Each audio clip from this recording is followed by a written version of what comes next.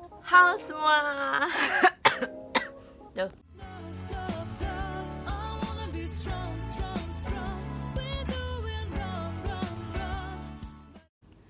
Welcome to my YouTube channel. Nah, sekarang saya sudah berjanji sama kalian tips move on ala Vinky. Jadi ada pertanyaan masuk dari DM, Kak, udah mau nikah? Ya Allah, akhirnya ya Kak, setelah berpuluh-puluh, gila kali ya berpuluh-puluh, nggak sampai berpuluh-puluh deh mantan saya. Jadi tips move on yang pertama, ketika kalian patah hati dengan alasan memang sudah terabisa kalian untuk memperbaiki suatu hubungan itu,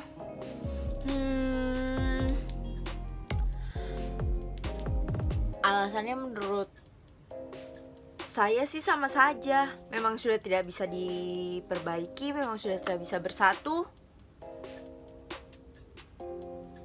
Jadi yang pertama kalian lakukan itu, bukan yang kalian lakukan sih, yang pertama saya lakukan itu ketika habis putus cinta ataupun saya memutuskan suatu hubungan itu, pasti yang pertama tuh saya selalu sedih.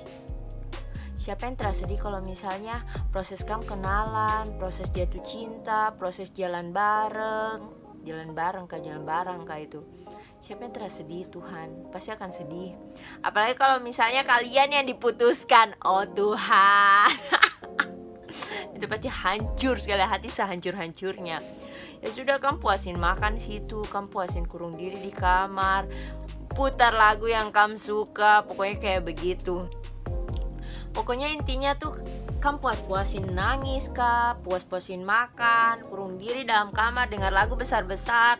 Yang penting jangan sampai kamu bunuh diri. Kalau kamu bunuh diri itu namanya kamu pencundang.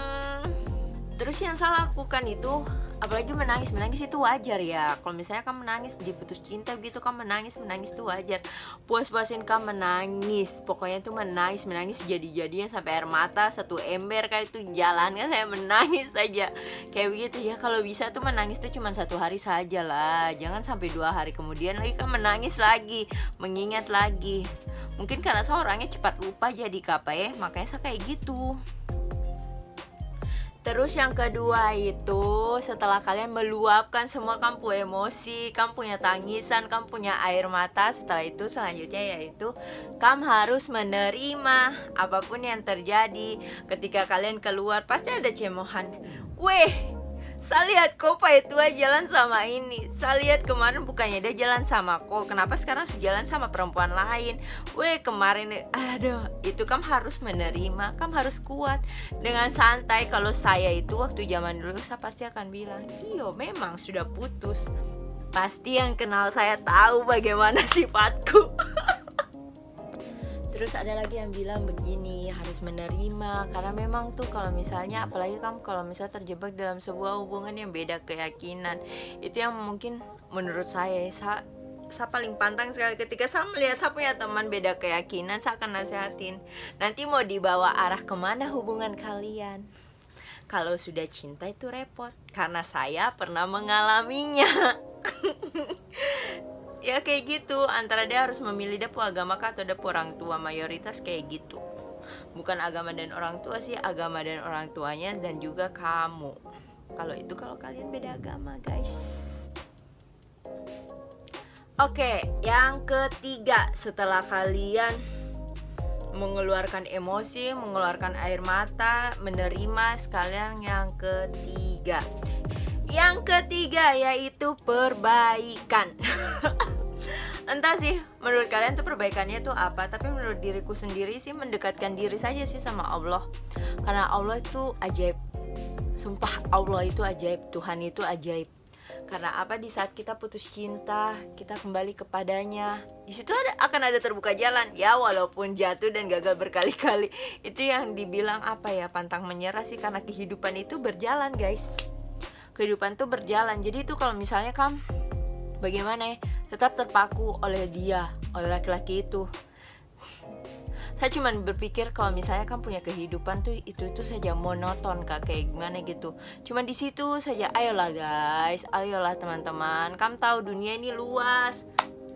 Bagi kalian yang perempuan itu, Berpikirlah, laki-laki banyak di dunia ini, bahkan bisa membuat kalian jauh lebih baik. Kenapa harus tetap sama dia?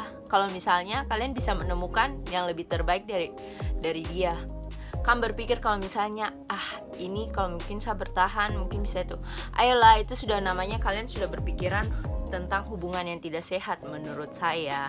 Ternyata nanti kembali ke kalian lagi, menurut kalian bagaimana? Terus selanjutnya tuh berpikir bahwa nanti ke depannya tuh setelah hubungan yang kemarin perbaiki dengan pacarnya sekarang bagaimana. Jadi di antara mantan-mantanku tuh saya selalu memperbaiki diri. Oh, laki-laki tuh gak suka kayak gini, laki-laki tuh gak suka kayak gini, laki-laki tuh gak suka kayak gini. Jadi ketika saya sudah mendapatkan yang fix, yang bagaimana yang sekarang untuk calon suami saya, I love you.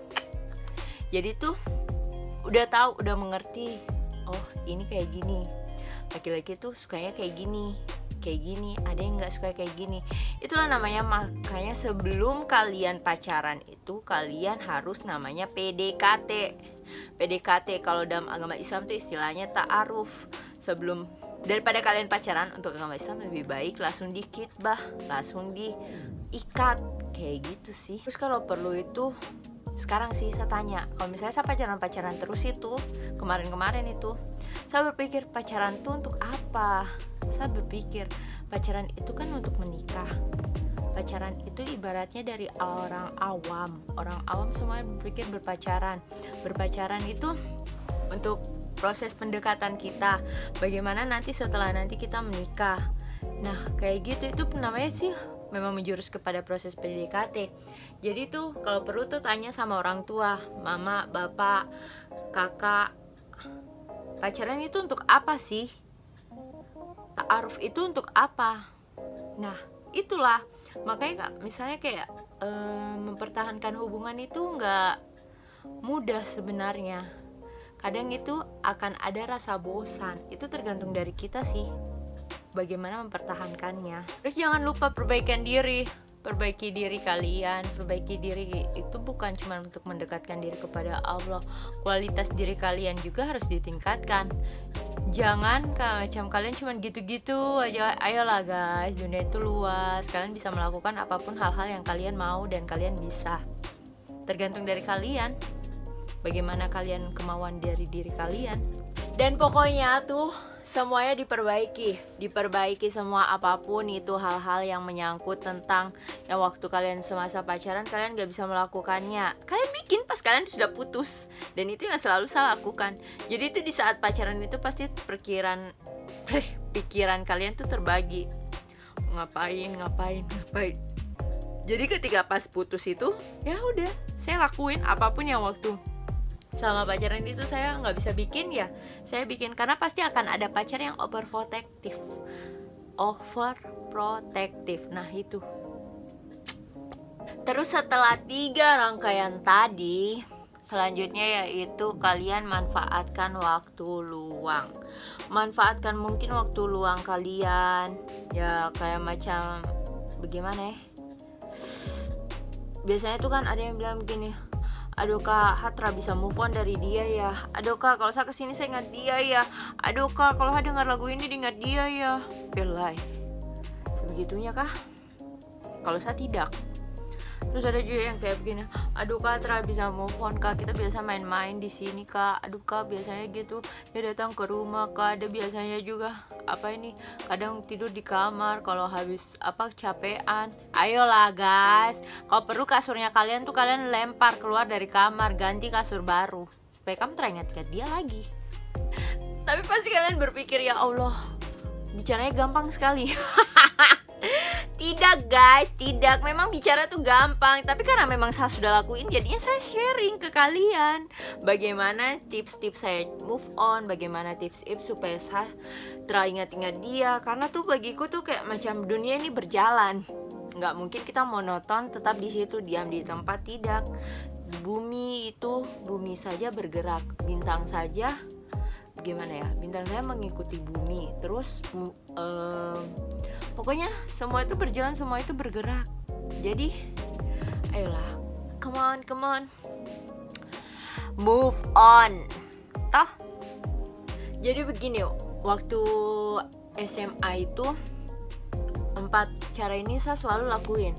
Terus kenapa? Karena bukan cuma patah hati saja yang saya pikirkan, karena masih banyak hal-hal yang harus saya pikirkan. Bayangkan saya SMA tuh saya sudah mulai pacaran, terus setelah itu SMA pacaran, wes lah kayak macam bagaimana ya, aduh ya Allah, itu dosa. Terus setelah itu pikirkan apa dosanya bagaimana, karena bapak kita masih tanggung.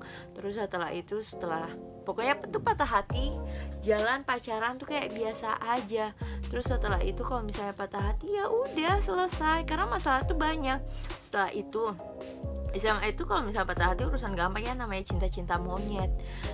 Fokus daftar poluan, toh fokus daftar poluan ya wes lagi. Ya sudah, saya tidak pernah mau pikir kayak macam cinta-cinta bodoh gitu. Nah sampai akhirnya setelah jadi polwan, nah disitulah kedewasaan diri mulai terbentuk. Dewasa untuk bagaimana memilih cinta sejati, kayak begitu. Jadi toh sama cerita, ketika saya sudah selesai melakukan 4 hal yang tadi tuh, saya akan berpikir kembali, ya Allah kenapa kemarin saya menangis hanya karena dia. Ya Allah kenapa saya sampai kayak macam kayak gitu, tidak mau makan, tidak mau bergerak, tidak mau berjalan, tidak mau cuci baju, tidak mau melakukan aktivitas, hanya duduk di kamar menangis, dengarkan lagu, sedih-sedih.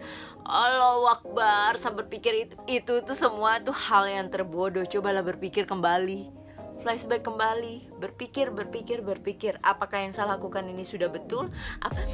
Makanya terus kalau misalnya balikan gimana kak? Ayolah weh. Sebelumnya sudah melakukan kayak gitu ya, tidak menuntut kemungkinan dia akan mengulanginya lagi dengan menyakiti kita. Kayaknya enggak. Karena ibaratnya tuh ketika kita balikan, kita mengulangi kesalahan yang sama. Manusia laki-laki di muka bumi ini banyak, kecuali kalau misalnya kamu sudah menikah, dalam hal tanda kutip. Ya pokoknya tuh cinta sejati itu dengan menikah. Walaupun entah permasalahan pernikahan itu masih banyak, cuman tergantung dari kalian saja sih mengambil titik poinnya, titik temunya tuh seperti apa. Kalau titik temuku sih ya udah jalani seperti air yang mengalir. Bagaimanapun kehidupan, itulah yang terjadi sama saya. Itu yang sudah dituliskan di Lauhul Mahfuz. Jadi seperti itu. Jadi saya menjalaninya seperti air yang mengalir. Persetan dengan orang-orang yang bilang gini, terlalu cuek. Enggak, saya enggak cuek, saya sangat peduli dengan lingkungan sekitarku. Cuman ya kayak gitu, kalau misalnya urusan kalian sendiri, gak usah terlalu mau sibukin orang lain. Ya seperti itu, karena dunia itu berjalan. Ayolah move on. Pokoknya cuma mau bilang, keempat hal itu sudah saya pernah lakukan dan saya selalu berhasil. Dan saya selalu berhasil dari hubungan yang toksis, tuh hubungan yang kayak macam gimana ya, hubungan yang melebaikan, hubungan yang kayak apaan sih, kayak gini-gini aja. Ayolah, gak mungkin kita pacaran begini-begini saja. Kita harus maju, kayak gitu. Jadi untuk kalian yang belum bisa move on, yang masih gagal move on, coba lakuin 4 hal ini. Berpikirlah bahwa dunia itu belajar.